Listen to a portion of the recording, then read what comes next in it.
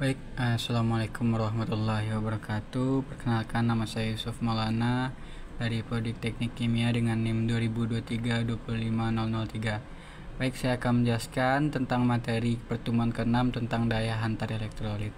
Daya hantar elektrolit adalah sebuah konsep yang digunakan untuk menggolongkan larutan berdasarkan kemampuannya untuk menghantarkan arus listrik. Untuk larutan elektrolit adalah larutan yang dapat menghantarkan arus listrik, sementara larutan non-elektrolit tidak dapat menghantarkan arus listrik. Nah, larutan daya hantar listrik elektrolit ini dikelompokkan menjadi satu, larutan elektrolit dan non-elektrolit. Untuk larutan elektrolit pertama, yaitu kuat, adalah larutan yang sebagian besarnya zatnya terlarut dalam adalah ion.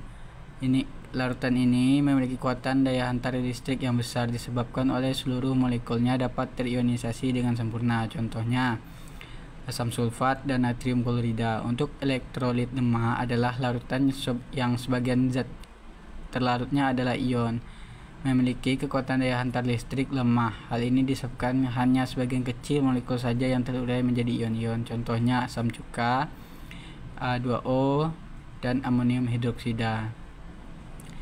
Kalau larutan non-elektrolit tidak terionisasi, tidak dapat menghantarkan listrik, contohnya C6H12O6. Untuk daya hantar listrik adalah besaran kelistrikan yang sangat penting dalam kehidupan sehari-hari. Ini merupakan besaran kemampuan suatu peralatan listrik untuk melakukan usaha atau pekerjaan sebagai akibat dari tegangan listrik, arus listrik, hambatan listrik dalam rangkaian, dan keadaan daya listrik terhadap waktu.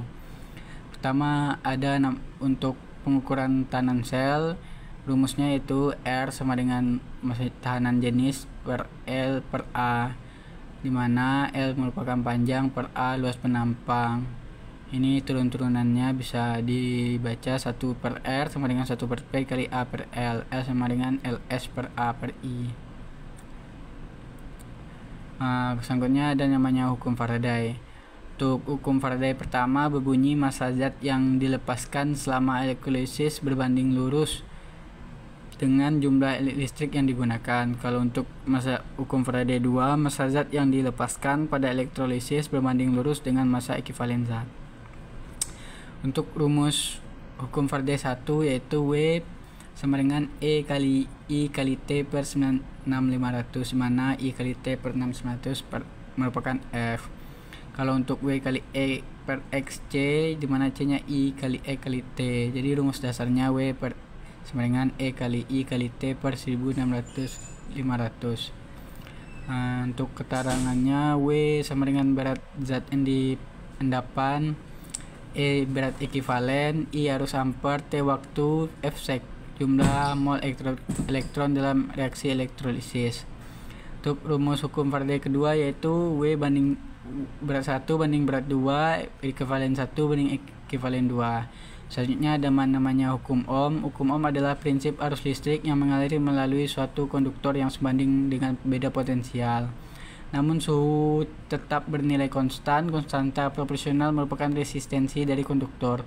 Untuk hukum Ohm digunakan untuk menghitung arus tegangan atau resistensi dalam suatu rangkaian listrik. Dasar dari rumus hukum Ohm sendiri yaitu V sama dengan I kali R. I sama dengan V per R sama dengan V per I, di mana V merupakan volt, I arus ampere, R resistensi dengan satuan ohm. Selanjutnya ada namanya hukum Fourier, adalah hukum dasar yang mengatur tentang tingkat perpindahan panas melalui bahan. Untuk rumusnya Qx sama dengan min K kali A dalam kurung delta T per delta X. Untuk faktor-faktor yang mempengaruhi daya hantar listrik sendiri itu pertama adalah jumlah ion. Semakin banyaknya ion dalam larutan tergantung dari jenis elektrolit dan konsentrasi. Kedua ada namanya kecepatan ion pada beda potensial yang ada. Semakin tinggi suhu, kecepatan ion akan semakin besar. Konsentrasi larutan semakin tinggi konsentrasi larutan, maka semakin tinggi juga daya hantar listriknya. Berat dan muatan ion, semakin banyak ion semakin tinggi juga daya hantar listriknya. Yang kelima adanya hidrasi. Adanya hidrasi akan mempengaruhi daya hantar listrik larutan elektrolit. Yang keenam namanya orientasi atmosfer pelarut, akan mempengaruhi daya listrik juga. gaya tarik antar ion, temperatur, viskositas, dan jenis larutan. Untuk temperatur semakin tinggi, temperatur, daya antar listrik dan non-elektrisiti semakin tinggi juga. Untuk viskositas mempengaruhi daya antar listrik, lebih fokus akan memiliki daya antar listrik yang lebih rendah. Larutan yang lebih viskositas berarti berbanding terbalik dengan larutan elektrolit. Sebenarnya jenis larutan elektrolit dan non-elektrolit. Baik, untuk diskusi atau rangkuman dari pertemuan ke-6 sudah dibahas. Selanjutnya pindah ke tugas yang pertemuan ke-6. Diketahui nilai tegangan pada suatu rangkaian sebesar 24 volt, berarti V sama dengan 24 volt. Dan nilai arus yang terbaca pada ampere sebesar 10 mm ampere. I sama dengan 10 meter ampere.